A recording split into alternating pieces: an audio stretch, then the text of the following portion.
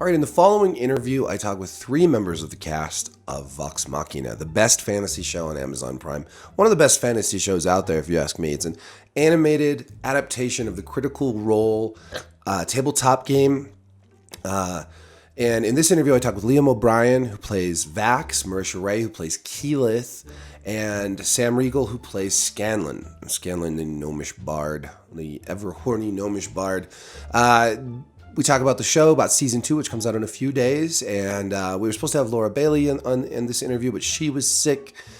So we have these three amazing actors and voice actors, and enjoy. All right, hello, nice to meet you guys. Hey there, how are Hi, you? how are you? Good. I just talked with your other half, so How'd they do? they did okay. Okay. At the end of this, it was will you tell acceptable. us who's better? Yeah, you'll gotta have tell to us wait who's for me better. to publish something, and then it'll be like Ashley, Travis, Matthew, and Allison versus, Yeah. But you guys you're one short today because Yeah. Laura I know. lost her voice. Yeah, She's that's too bad. sickies. Yeah, I'm sick also. I woke up today thinking, how am I going to do this? But lots of medication and coffee did it. So Right. Oh my gosh. awesome. Anyways, so I thought I'm Eric. I write for Forbes.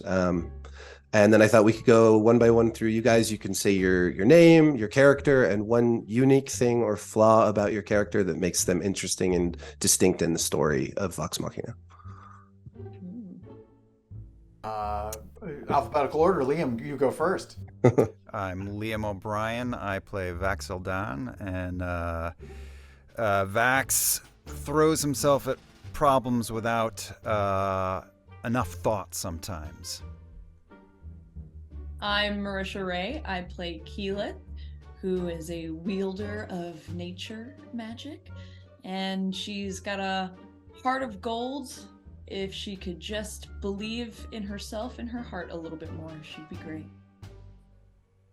I'm Sam Riegel. I play Scanlan Shorthalt, the lovable bard musician character on the show, and his weakness is also his greatest strength. He's a sex machine and an egomaniac. That's the right answer for Scanlan. Yes. No. Cool. So as I mentioned to the other group, I came into the show not having watched Critical Role. So I am a Critical Role. I was a virgin, I guess I should say. So I've watched, but I love Vox Machina, and I've watched it like 3 times already. And I've already started the second season, but I haven't finished it yet. Very excited to talk with all of you. And I guess so.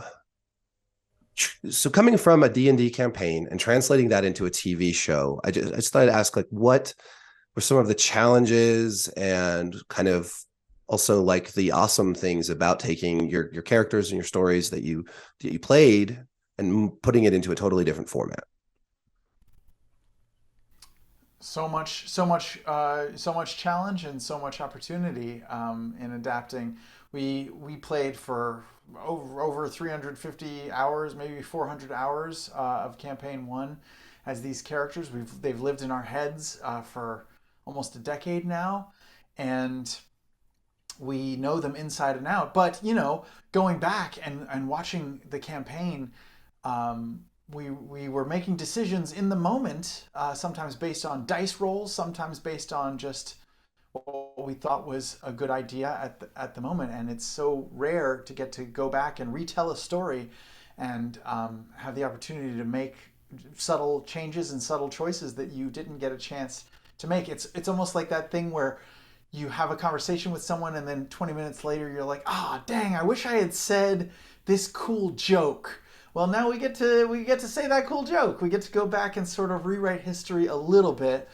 Obviously honoring the spirit and the energy of the first campaign and hitting all the beats that we became so fond of and the critters are expecting. But also we get to go back and make ourselves sound slightly cooler. We get to make the jokes slightly funnier. We get to ignore the stuff where we failed miserably or made bad choices, and it's just it's a wild experience, and we all get to do it together as friends too. But it wasn't all pratfalls. There was a lot of just wonderful, amazing moments, and we're spoiled for choice. The biggest challenge was going through all those awesome moments and deciding which ones were going to make it into our condensed, boiled down show, which is, a hard one to tackle, but like we had a lot of good ingredients to work with. Yeah, I really have to tip my hat to Sam and Travis, who are spearheads for the animated series and dealing with all of the executive producers, all of us, and the constant barrage of texts or notes on the scripts or in the writers' rooms of being like, yeah, but what about this? But what about me? But what about about this character moment? Oh, is that how you're going to do it? Okay, cool. Yeah. And as well as Amazon as partners. And I think most other studios would balk at the idea of this many executive producers, but it works. True. It's like writing a show with your mother. You get a lot. She's got a lot of opinions, but you also care about her and want her to be happy. It's true. but like many mothers, because there are so many Many of you. It's a mothers. it's a large adventuring group. Yes, it Uh, is. so what's how do you sort of balance that? You've got a lot of fans from Critical Role who want, who've watched these campaigns, but you have a lot of people coming in new, like me. How do you sort of, what's the process of saying, okay, we want to make this fresh for everybody. We want everybody from both these groups to be entertained. Like, how do you strike that balance? It's very important to us just as a company as a whole, that we want these stories to transcend not just the medium that it started at, but also be accessible and transcend our fan base as well. And, the critters who watch our campaigns.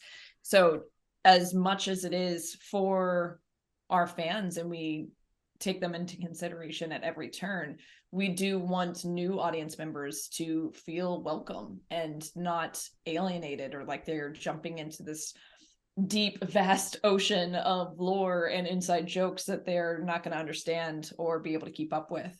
So that was also honestly another challenge or a problem-tunity, as Sam has said in the past, to Trademark. to try and make sure it does feel inviting to people who aren't familiar.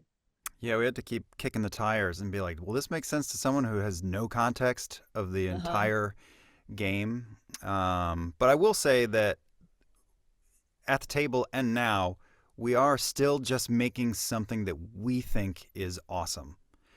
And just having faith that if we love it and we put all our faith in it and it's the kind of story that we want to tell, people will enjoy it. And that was true then, and it is bearing out to be true now, thankfully. When I started playing with these fools so many years ago, I was not a fantasy fan in any way, and I fell in love with it because because we did it together, and these guys showed me how cool and interesting fantasy storytelling could be, and to someone who didn't grow up with it, and I would love to pass that along to people who discover the show on Prime Video, and I'm really excited when someone comes up to me and says, "Man, I really love The Legend of Vox Machina. It's so great."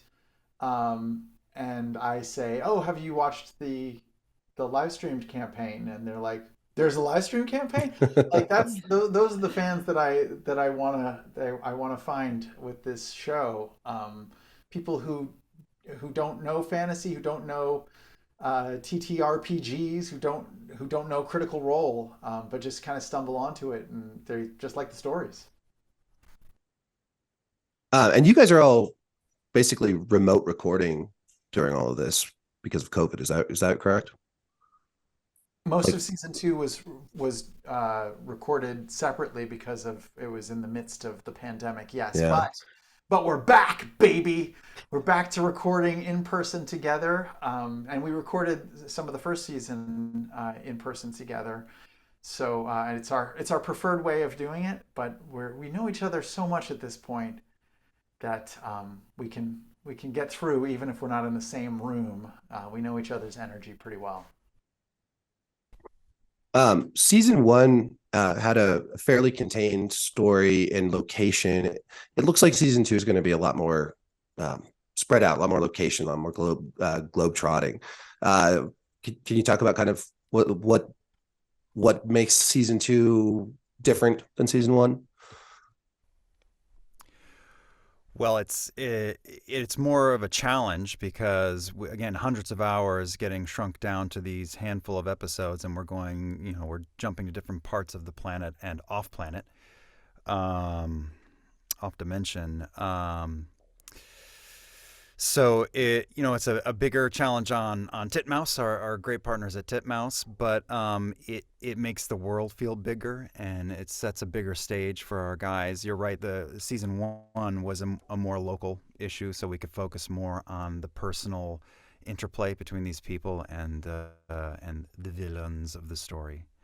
I'm losing the thread. Sam, pick it up. Oh! In season one, we hope that we introduced these characters in the world in small doses to our audience, to a brand new audience. And now that they know the characters, they know how magic works, they know sort of the layout of the place, at least part of the place. Now we get to take them on a wild ride and show them what other kinds of magic look like and other kinds of monsters that they never thought of and off-world.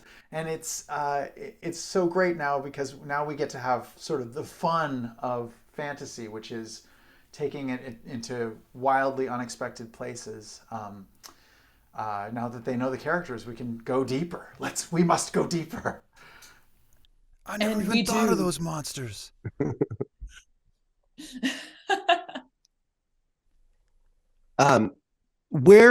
So I guess where do what I was saying to the other group is it felt like in season one, Pike and Percy kind of had those big, important, dynamic character arcs where Pike was struggling with her faith, and Percy had, of course, this horrific family tragedy and confronting his demons literally. And now in season two, like where are the characters headed? Who is confronted with these sort of existential crises or personal growth, etc.? I feel like we get into a lot more of all of these characters' backstories and kind of seeing where they came from, but also the damage and trauma that has been done to them in their past.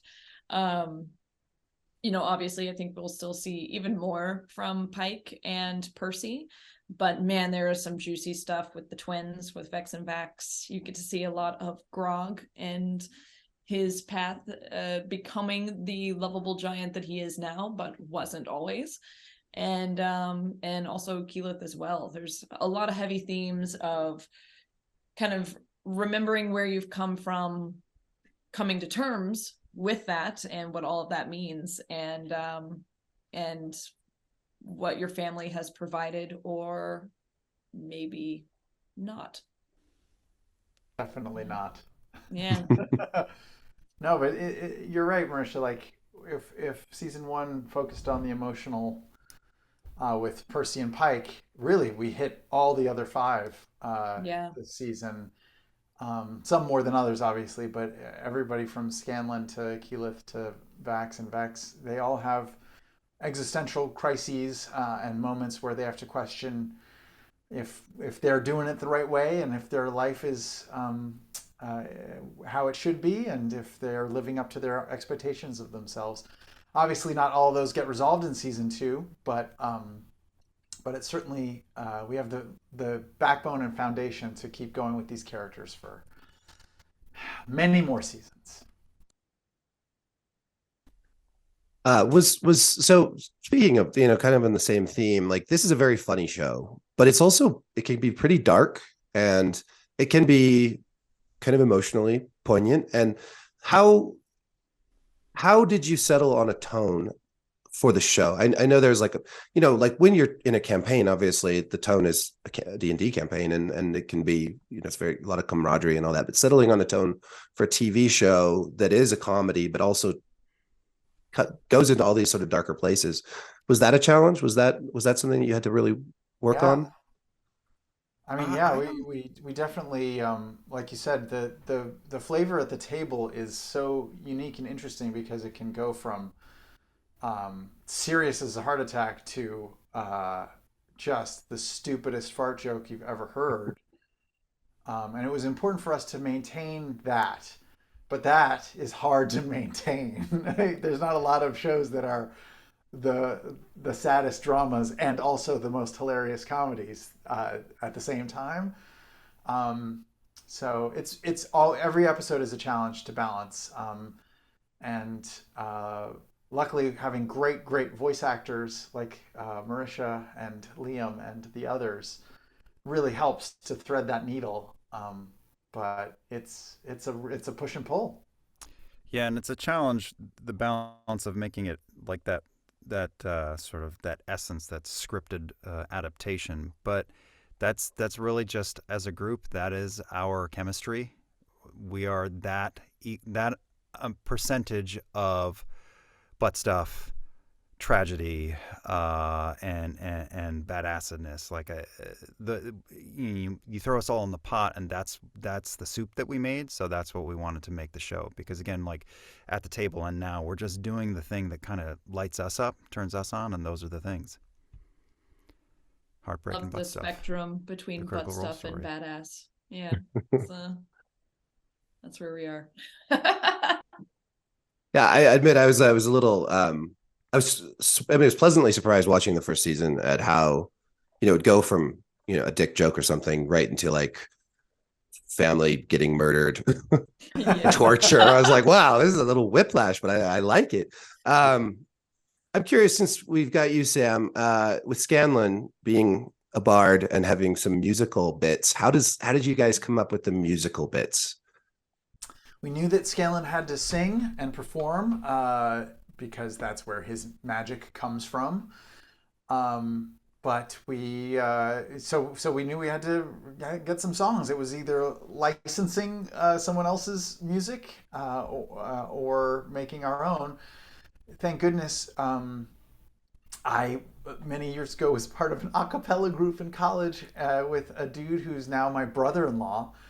And he and I write the songs for Scanlan to sing, and it's a really cool collaboration. I've been singing songs with my brother-in-law Peter for 20 plus years now, and we just sit in a room and think of stupid songs. And he's very musically gifted, and so it just kind of comes out. But I will say this: we end up making a lot more songs than end up in the series. Like there's a bunch of songs that um, like it'll just say in the script like Scanlan casts a spell, and so we're like, oh, I guess we've got to write a song for it, and we do. But then when we get the edit back, we're like, it's weird to stop the whole scene right now for a song, so let's just skip that one. So there's a bunch of songs that are on the cutting room floor. Maybe we'll release it as an album someday.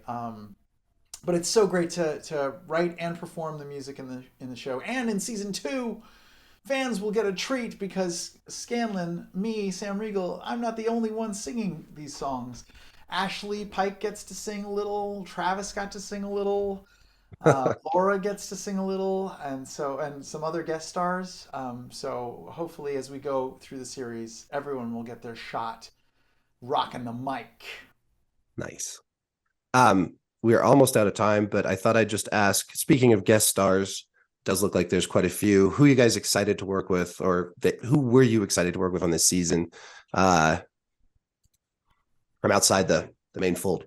Sure. So many good ones. Yeah. Yeah. I'm a big Lance Reddick fan, so Sure. definitely had a little bit of like a fangirl moment having him, just kill it on the mic. But then on a personal level, it's been such a joy to bring Mary Elizabeth McGlynn and Will Friedle in, who were some of our first guests in campaign 1, and seeing their characters brought to fruition in the series is just such a treat. The cast has also all fallen in love with Henry Winkler and wish that he was our grandfather. Yeah. Yeah. Yeah, we got to work with some old friends from the voiceover world of ours. Robbie Damon is in this season, and Janet Varney, Troy Baker, but also new friends that we are just getting to know and work with. Abu Bakar Salim is in this season. Oh, cool. And Ralph Ineson, who has the most amazing bowel-shaking voice that you will ever hear in your life. And it's been great to welcome new folks into the fold and have them sort of fall in love with the property and the stories like we did. Wonderful. All right. Well, I know we are out of time and they're messaging me to stop. So thank you so much for your time and congratulations on the new season. And it was great to meet all of you. Thank you so Thank much. you so much, Eric. All right. Very Take much. care.